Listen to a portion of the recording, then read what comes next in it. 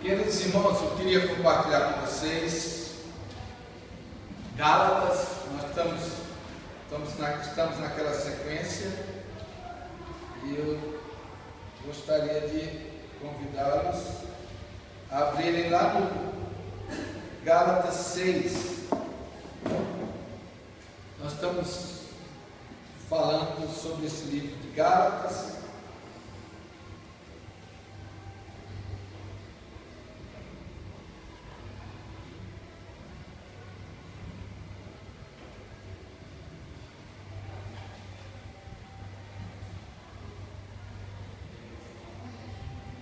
E antes de fazermos a leitura desse texto, é importante que a gente sempre tenha na nossa mente algumas questões. Por que estudar, livros da Bíblia? Porque nós cremos firmemente e fazemos parte daqueles que creem que é melhor prevenir do que remediar. Deixe-me explicar então. É importante que, à medida que a gente vai estudando a Bíblia,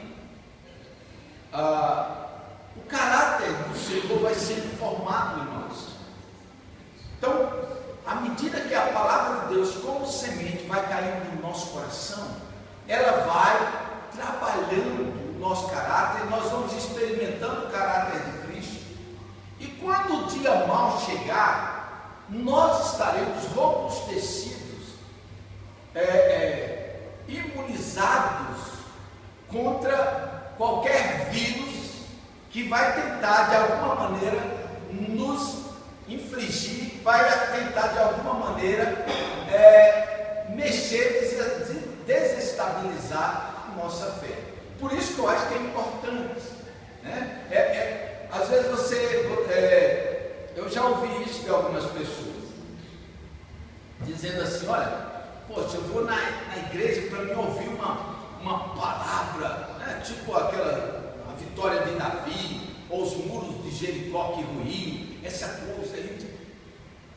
Mas é importante que a gente saiba que quando nós estamos, obviamente, quando a gente tem uma enfermidade, a gente precisa, obviamente, de um tratamento ali, não preventivo, mas para combater aquela enfermidade. Só que a caminhada nossa como gente de Deus, a gente tem que entender que Deus vai formatando o caráter de Cristo em nós. Deus não age só nesses momentos onde nós precisamos daquela UTI espiritual. É melhor a gente ir alimentando, aprendendo, e o caráter de Cristo vai se moldando em nós. Para quê? Para que nós possamos viver como a própria palavra de Deus diz, para que sejam perfeitos e perfeitamente habilitados para toda boa obra. Então, por isso que a gente propõe em alguns momentos da nossa caminhada no ministério, a gente estudar algum livro, e a gente vai, obviamente, estudando a palavra de Deus, e vai caindo no coração nosso, e Deus vai mudando o nosso caráter ao caráter de Cristo. É isso que nós estamos, obviamente, fazendo nesses dias, quando nós estamos estudando a palavra de Deus no livro de Gálatas. Hoje nós queremos então nós estamos continuando falando sobre liberdade online, e eu não trouxe exatamente para projetar, porque me faltou em casa um pendrive, perdi todos os meus pendrives. Hoje nós vamos falar sobre a prática da liberdade cristã. Gálatas 6, do 1 ao 5, diz assim a palavra do Senhor: irmãos, se alguém for surpreendido em alguma falta, vós que sois espirituais, corrigi-o com espírito de brandura, e guarda-te para que não sejas também tentado. Levai as cargas uns dos outros, e assim cumprireis a lei de Cristo. Porque se alguém julga ser alguma coisa, não sendo nada, a si mesmo se engana. Mas prove cada um o seu labor, e então terá motivo de gloriar-se unicamente em si e não em outro, porque cada um levará o seu próprio fardo. Amém. O nosso último encontro aqui, nós falamos sobre a primazia do Espírito. Nós falamos que o Espírito tem primazia nas nossas vidas. Falamos, obviamente, do conflito. Todos nós temos uma natureza caída. Todos nós. E que quando nós, então, somos alcançados pelo Senhor Jesus, dentro de nós começa, então, a maior guerra para as nossas vidas, que é o conflito do Espírito Santo com a nossa natureza. E nós, naquela oportunidade, mostramos que o Espírito Santo prevalece e que há uma primazia. E nós, então, qual foi o argumento que nós usamos? O argumento é olharmos para cada um de nós. Então, quem nós éramos e hoje quem nós somos. É óbvio que o Senhor continua esculpindo em nós o caráter de Cristo Jesus, mas nós já damos um cara, porque o Espírito prevaleceu. Nós não somos piores do que nós éramos. Nós não vivemos mais rendidos à escravidão do pecado. Nós hoje vivemos a liberdade dos filhos de Deus. Nós, então, temos uma vida bem diferente, de uma maneira positiva daquilo que nós vivíamos, né? Daquilo que nós vivíamos. Então, Arthur, compartilha a Bíblia aí com o Caio, aí, com o Felipe, né, Felipe? Tem uma Bíblia perto aí? Acho que tem. Pega uma Bíblia aí, Caio, abre lá em Gálatas. Tem uma Bíblia sobrando aí? Traz aqui por menino. Aí. Então, nós mostramos isso, que o Espírito Santo prevaleceu. Então, olharmos as nossas vidas hoje, é nós vermos o quê? Nós vermos a vitória do Espírito Santo nas nossas vidas. Quem nós éramos não chega nem perto de quem nós somos hoje. E aquilo que nós seremos daqui a alguns meses, nem se compara àquilo que nós somos hoje. Então o Espírito vai prevalecendo. Mas nós temos que ter essa consciência que devemos inclinar para as obras do Espírito Santo. Inclinar para as obras, para o fruto do Espírito Santo. Inclinarmos para Ele, para que cada vez mais a nossa consciência nos leve a buscá-lo intensamente. E hoje aqui, então, Paulo, ele introduz o capítulo 6, extraindo o último versículo do capítulo 5. Veja o que Paulo diz no capítulo 26 do capítulo 5. Não nos deixemos possuir de vanglória, provocando uns aos outros, tendo inveja uns dos outros. No 25 ele diz: se vivemos no Espírito, andemos também no Espírito.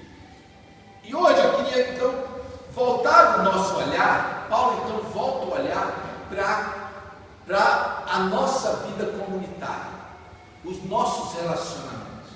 E é importante que a gente entenda, e eu sempre, quando a gente lê lá Efésios, capítulo 5, que Paulo faz um paralelo, uma analogia do casamento com o relacionamento de Cristo com a igreja. E é interessante a gente olhar para aquele texto, a gente vai ver que na verdade a igreja é esse casamento. É esse casamento. Então Deus ajuda pessoas, todos nós, com os nossos temperamentos, o nosso jeito, os nossos conceitos, os nossos valores. Deus nos ajuda como corpo de Cristo, para que a gente viva na dependência de Cristo Jesus. Então Paulo agora ele vai falar sobre andar no Espírito. O que é andar no Espírito na perspectiva de Paulo? E aí ele vai introduzir, e que eu queria compartilhar com vocês, alguns aspectos da prática da liberdade cristã no convívio comunitário. Primeiro aspecto: manifesta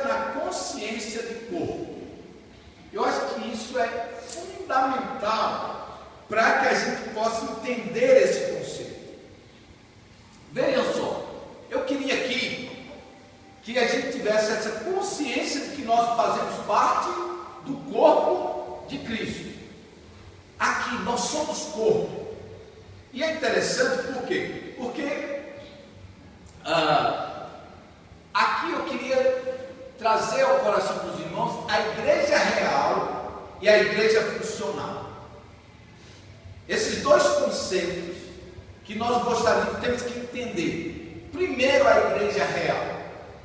Lá em 1 Coríntios 6,20, olha o que diz: porque fostes comprados por preço, agora pois glorificai a Deus do vosso corpo. Paulo, em Colossenses 1,24, ele diz: agora me regozijo nos meus sofrimentos por vós, e preencho o que resta das aflições de Cristo na minha carne, a favor do seu corpo, que é a igreja.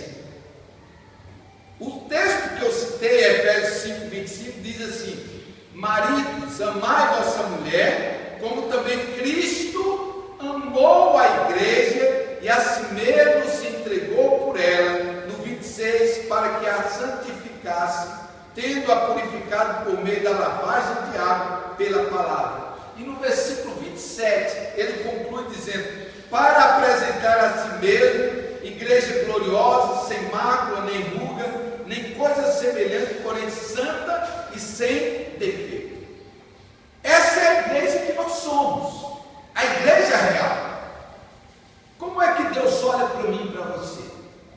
Jesus morreu na cruz, nós fomos comprados por alto preço, e agora Ele nos amou, e Ele se entregou por nós, e Ele nos apresenta diante de Deus todos os dias, como igreja santa, pura e sem mancha nenhuma.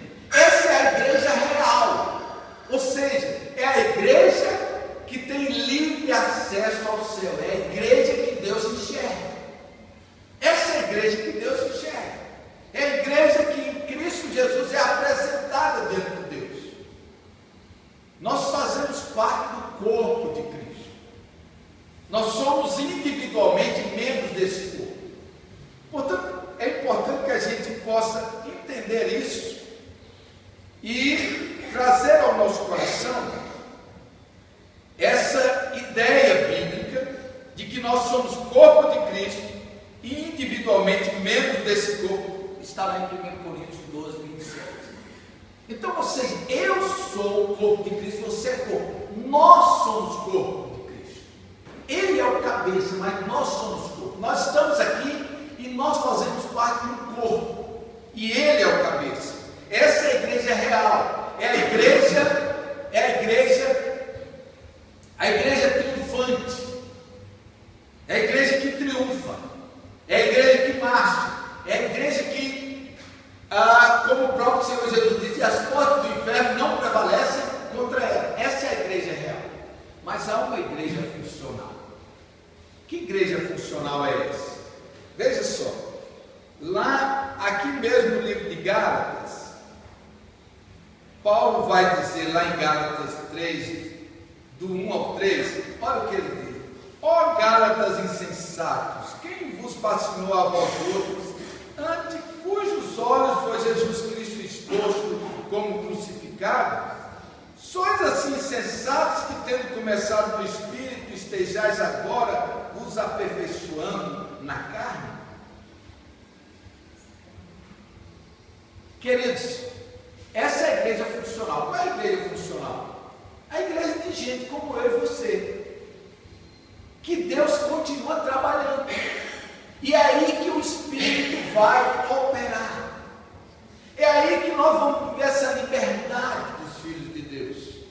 A igreja funcional é a igreja do cotidiano, é a igreja de gente que ainda não é glorificada, é de gente que é salvo em Cristo. O Espírito está trabalhando, mas o Espírito vai dia após dia moldando.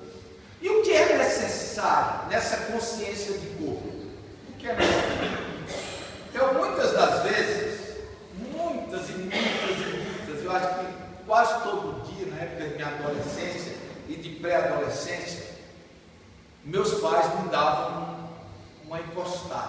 principalmente minha mãe. Então, eu era disciplinado. E fisicamente mesmo, eu apanhava. Mas é incrível como nunca, nesse tempo todo, eu deixei de fazer parte daquela família. Eu deixei de fazer parte. Por quê? Porque algo maior nos unia. Era o amor. Então, esse ambiente de amor, ele tem que prevalecer. Nós temos que ter essa consciência. E nós temos que, essa consciência de corpo me leva a ser dependente do corpo, que é a igreja. Ou seja, eu que dependo da igreja. Não é a igreja que depende de mim. Por quê? Porque eu sei que se tirar esse dedinho e cortar esse dedo e jogar ele, deixar ele ali 3, 4 dias, ele vai apodrecer.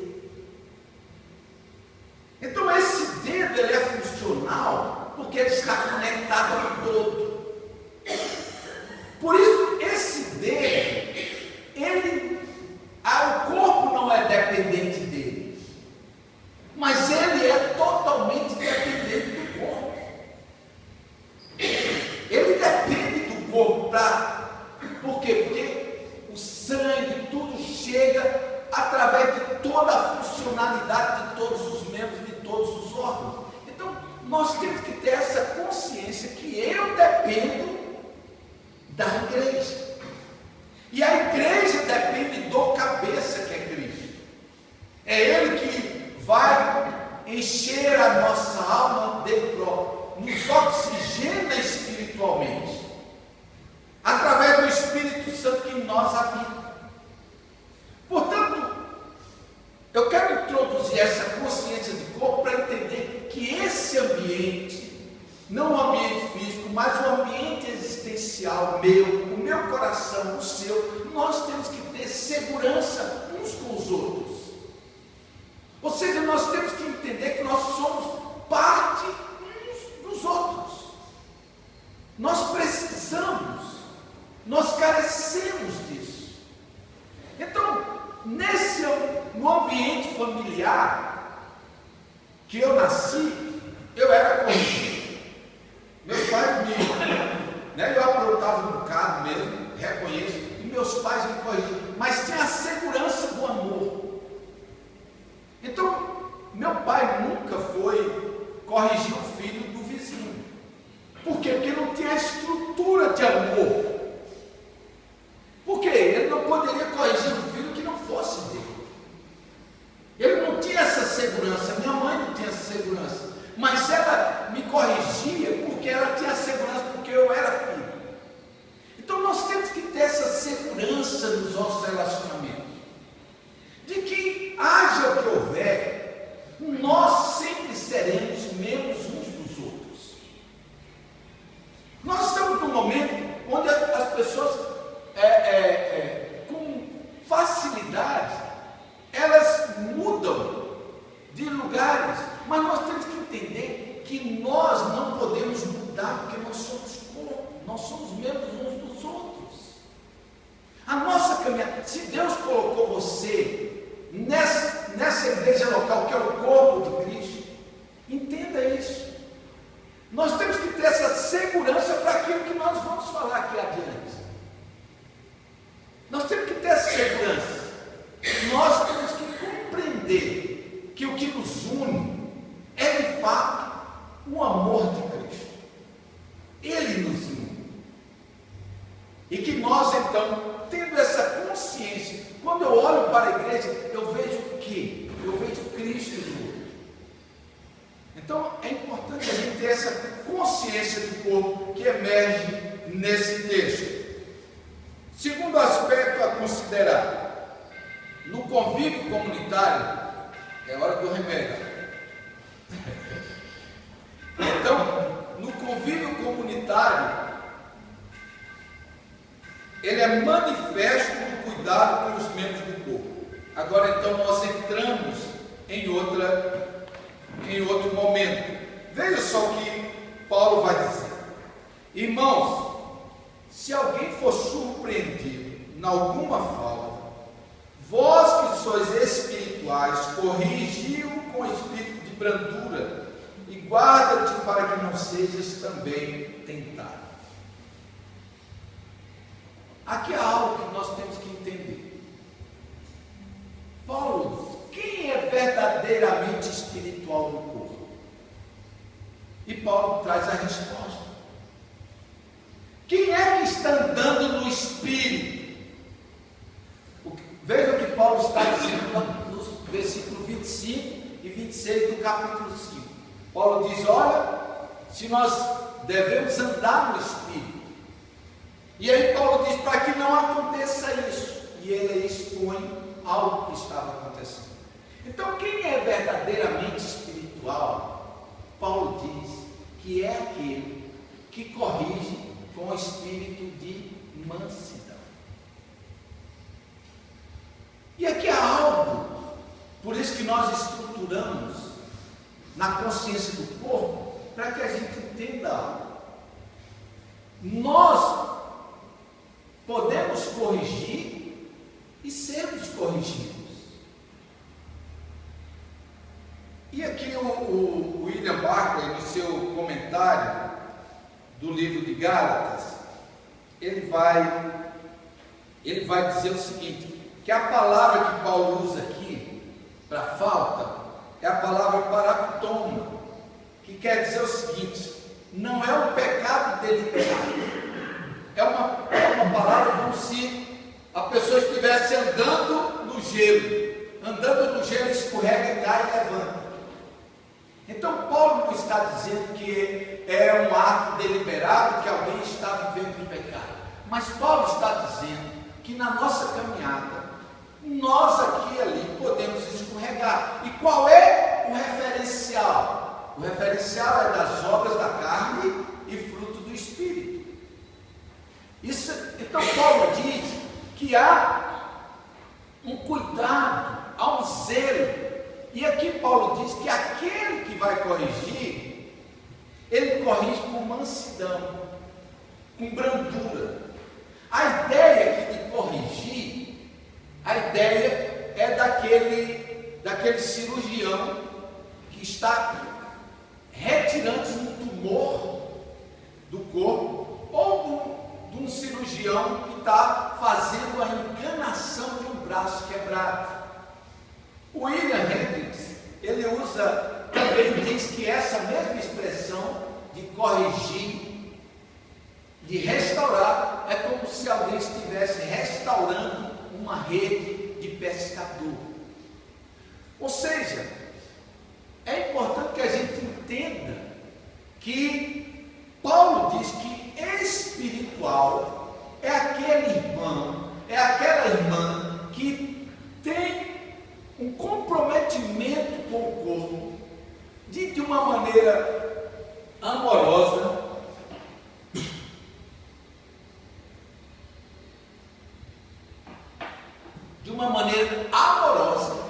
restaurar aquele irmão ou ajudar aquele irmão. E aí Paulo então adianta. Paulo diz, veja o que Paulo vai dizer: levai as cargas uns dos outros, e assim cumprireis a lei de Cristo. O livro de Gálatas é Paulo tratando sobre o quê? É Paulo respondendo aos judaizantes sobre sobre a sua legitimidade apostólica e sobre o quê? Sobre a intervenção da lei mosaica na caminhada dos convertidos, onde eles exigem a circuncisão para que de fato a pessoa venha a ser alguém que obedece a Deus. Paulo então vai desconstruindo tudo isso, e aqui Paulo então, ele chega nesse momento e ele diz assim: olha, levai as cargas uns dos outros, e assim vocês vão estar cumprindo a lei de Cristo. Qual é a lei que nós cumprimos? Qual é a lei? É a lei de Cristo. É a lei de que amai-vos uns aos outros, orai uns pelos outros, servir uns aos outros. Ou seja, esta é a lei de Cristo. E aqui Paulo está dizendo, levai as cargas uns dos outros. Nós temos que entender, e aí entra então a ideia de corpo. Tem momentos que o meu braço direito tem que ajudar o meu braço esquerdo, com os seus membros. Eu estou pegando peso, às vezes eu não consigo pegar peso só de um braço. Eu tenho que fazer uso de quê? Dos dois braços. Nós temos que entender, e aí é que a gente começa a andar no Espírito. É quando nós nos vulnerabilizamos no sentido de quê? No sentido de que você possa me ajudar a carregar os meus fardos, as minhas cargas. Há momentos que a gente não pode transpor sozinho determinados penhascos, abismos, pântanos, desertos. Nós precisamos de outros irmãos amados para nos ajudar em oração, numa palavra. Agora, isso é construído em quê? Isso é construído no nosso andar. Então Paulo diz assim, andai no Espírito.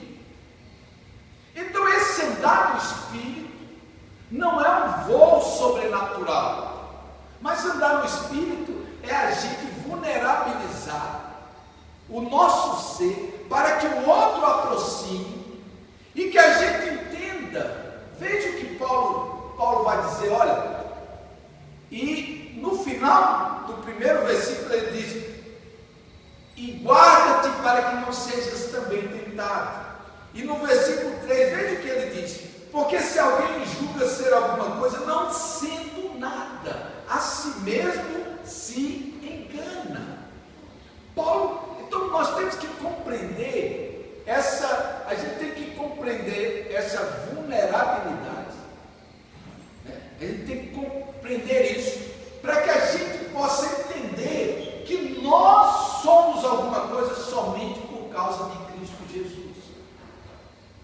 Que aqui e ali nós podemos falhar, que aqui e ali nós temos cargas insuportáveis, cargas difíceis de transpor. Por isso que Paulo, então, chama o nosso coração a essa necessidade de cuidado com os membros do corpo. Então, esse convívio comunitário tem que passar por ele. E nós não podemos, de maneira nenhuma, tornar a nossa vida uma ilha. Nós não somos, por quê? Porque muitas das vezes nós queremos ser um membro como se fosse um olho só. Se o corpo todo for olho, é algo bizarro, surreal. Como diz assim, isso aí está na esfera do cinema, né? Quando a gente vê um monstro, os monstros, quando a gente assiste um filme de animação chamado Monstros, cada tem um olho. Não, nós não somos assim. Nós somos membros, nós dependemos uns dos outros, nós carecemos uns dos outros, e isso nós aprendemos. Nós temos que entender, e aí que é importante a gente deixar isso cair na consciência, que a gente aprende. Paulo está dizendo que nós vamos andando no Espírito, aprendendo esses passos que nós vamos dando. Nós vamos experimentando isso.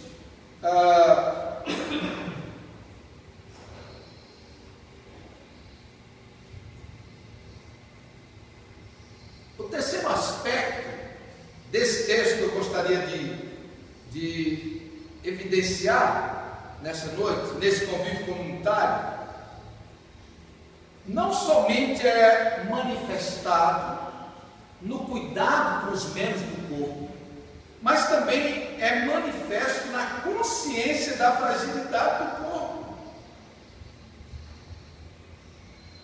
Vejam só, nessa passagem Paulo fala 2 vezes de levar cargas.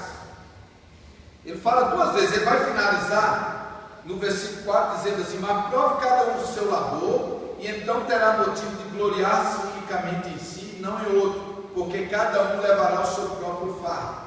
E aqui a ideia é de uma mochila de soldado nas costas, esse último. A primeira carga é algo grande, a segunda é como uma mochila. Então Paulo diz que nós temos os nossos próprios desafios. Há os nossos desafios internos, que é como uma mochila que ninguém pode assumir no nosso lugar. Mas há uma carga que nós podemos compartilhar. Então nós temos que entender a fragilidade do corpo. Qual é a fragilidade do corpo? Sou eu, é você. Vejam como nós mudamos muitas das vezes diante de uma notícia. Às vezes você vai e você de repente pega um diagnóstico e leva no médico, e o médico então expõe para você. E aí o teu coração vira água. Ou diante de alguma coisa que a gente ouve. Lembra bem de Elias? Quando Jezabel disse para Elias, estava até conversando com o Mozaniel, sabe sobre isso, ontem, né? Elias está numa apoteose espiritual. Desceu fogo do céu, consumiu. Ele orou 3 anos e meio que não caiu uma gota. Um manancial de água inunda toda aquela região, chuva abundante. E ele veio tão empolgado, correndo, que ele corre mais do que os cavalos do rei Acabe. Agora, Acabe faz saber a Jezabel o que Elias tinha feito com os profetas dela, os profetas de Baal. O texto diz que Jezabel nem vai lá conversar com Elias, ela manda dizer a Elias que amanhã, a essa mesma hora, eu vou fazer a ele o que ele fez com os meus profetas. Incrível! Aquele homem, o texto diz que ele temeu, ele teve medo, ele foi para o deserto e ele pediu a morte e ele entrou em depressão. Veja a fragilidade nossa. Vejam. Então nós temos que entender que Paulo está dizendo: olha, verdadeiramente o ser espiritual é aquele que se vulnerabiliza, é aquele que se envolve, é aquele que compromete, é aquele que contempla o seu irmão no aspecto de ajudá-lo. E a aproximação é sempre uma aproximação de mansidão. Muitas das vezes a nossa espiritualidade ela é muito agressiva. E a gente vai aprendendo na caminhada. Porque a nossa espiritualidade, às vezes, ela é um veredito de juízo. Quando Jesus olhou para aqueles seus discípulos e olhou para aquele povo, ele disse: olha, vinde a mim todos vós que estáis cansados e sobrecarregados, e eu vos aliviarei.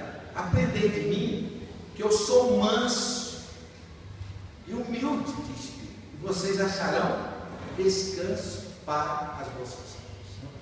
Essa ideia de mansidão, como a nossa construção histórica é sempre mais rural, e a minha assim eu sempre lembro daqueles animais mansos. Quando você chegava na fazenda do tio, né? Aí os meninos ali, tinha ali aqueles bois ou cavalo, e aí a criança se aproximando, e os familiares não aproximam. Aí o tio vinha e falou: não, pode deixar esse músculo desse boi é manso. Ou seja, aquele que é manso, você tem segurança em aproximar. Você tem segurança em se vulnerabilizar diante dele. Porque você sabe que você não vai receber um coice, não vai receber um chifrado. Mas você abraça, faz carinho. Então Jesus diz que ele é manso. Em Jesus nós podemos ir do jeito que nós estamos e como estamos. E ele ainda diz assim: olha, vós achareis descanso para as vossas almas. E a ideia de Paulo aqui é exatamente essa: que ser espiritual é a gente acolher o outro, ouvir o outro e não sentenciá-lo, mas levar as cargas, fazer-se presente. Por quê? Porque nós somos corpo. Esse é o nosso aprendizado diário. Esse é o nosso convívio comunitário. É andando no Espírito.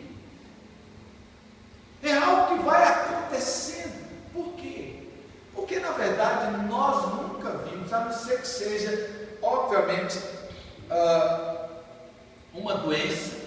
Nós nunca vimos nenhum, né? Tem das doenças autoimunes, que elas vão destruindo o próprio corpo, né? Vai destruindo os órgãos, as células, e aí obviamente é uma doença que vai levar a pessoa, em vários casos, a óbito. O corpo de Cristo, nós não temos essa doença degenerativa. Nós não, ou seja, nós somos conduzidos pelo cabeça que é Cristo. E Ele nos capacita.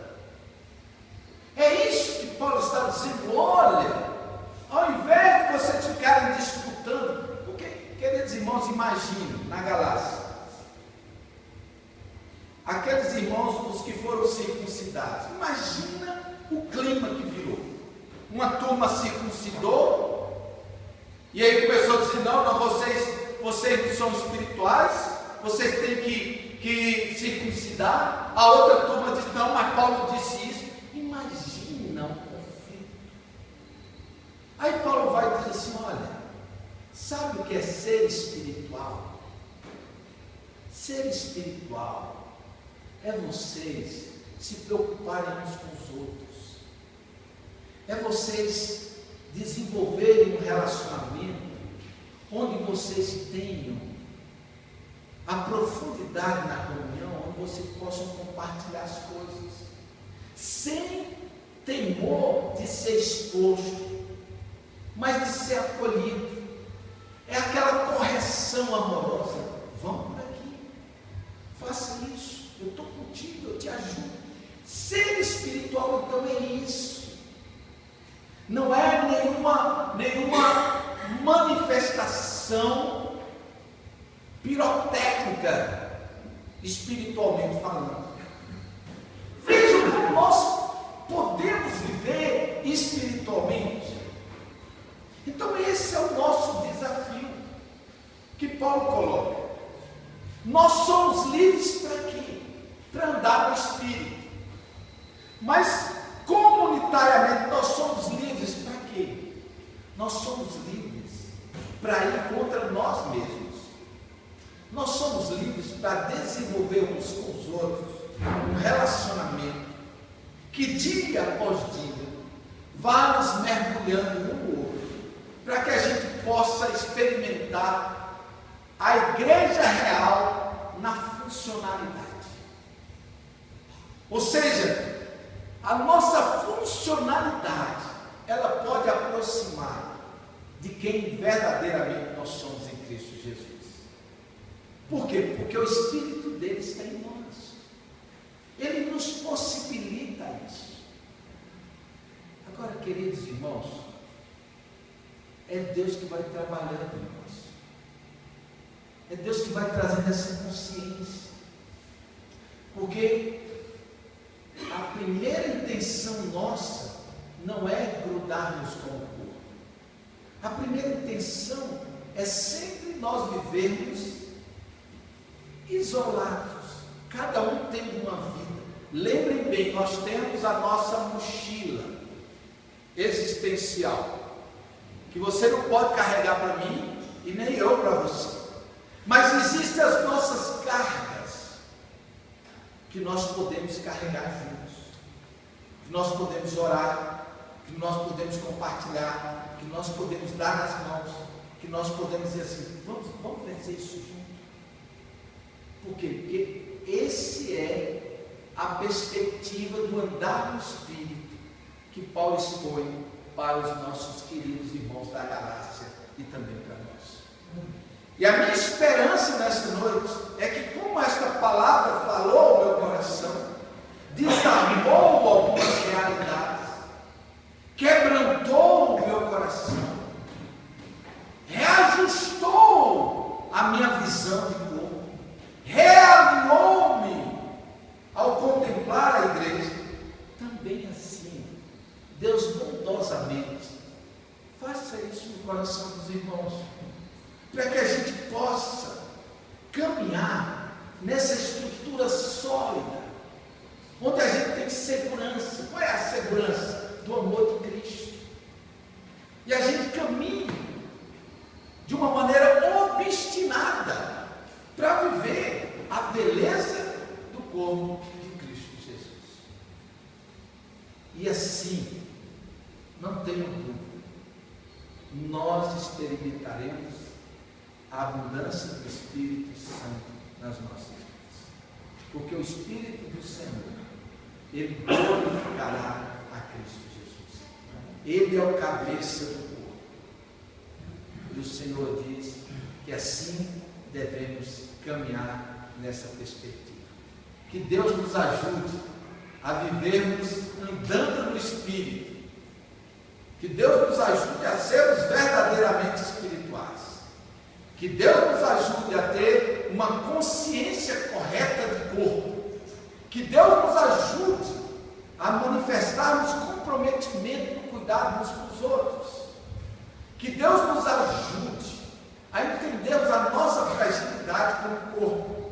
E que Deus nos ajude a dependermos do cabeça que nos sustenta no seu grande amor, que é vitorioso e que nos conduz triunfantemente neste mundo.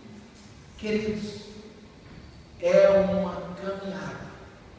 Que o nosso coração esteja aberto para experimentarmos essas mudanças do Senhor nas nossas vidas, para a gente viver cada vez mais como corpo de Cristo nesta terra, vendo a glória do Senhor manifestando de uma maneira triunfante. Que Deus nos abençoe. Vamos nos colocar de pé. Eu quero orar nessa hora.